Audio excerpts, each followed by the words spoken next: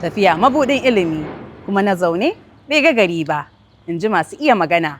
Kamar yadda aka sani, tafiya zuwa ƙasashe da dama na buƙatar fasfo na ƙasar da matafiyin yake zaune a matsayin ɗan ƙasa. Wannan fasfo dai aji-aji ne, inda wani ya fi wani karɓuwa da daraja a idanun duniya. Alal misali, Amurka ƙasa ce da babu wanda bai santa ba, amma kun san cewa fasfonta bai kai na wasu ƙasashe daraja ba? Fasfon ƙasar Singapore shaƙundum ne idan ana batun daraja a duniya. Domin kuwa a wasu ƙasashe har sarawa mai riƙe da shi ake yi, ko kuwa a yi masa alfarma ta musamman. Ta yaya ma ake gane ƙarfin fasfo? Ana gane ƙarfin fasfo ne ta fuskar walwalar zirga-zirga ba tare da an buƙaci takardar izinin shiga ba, wato visa.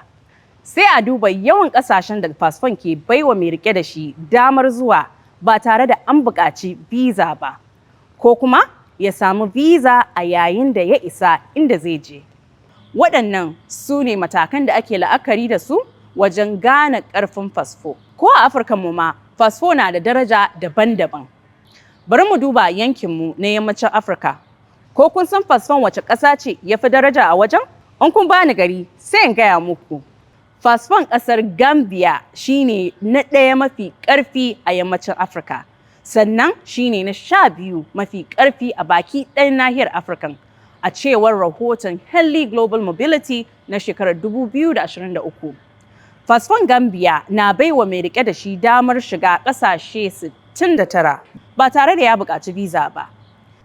Sai sauran ƙasashe kamar Ghana, mai riƙe da fasfon ƙasar zai iya zuwa ƙasa 63 ba tare da visa ba.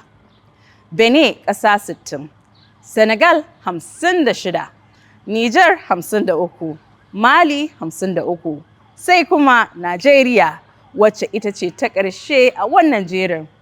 Akwai ƙasa 45 da a koyaushe kana iya wanke ƙafarka ka cilla ba tare da visa ba, in dai kai ɗan Najeriya ne.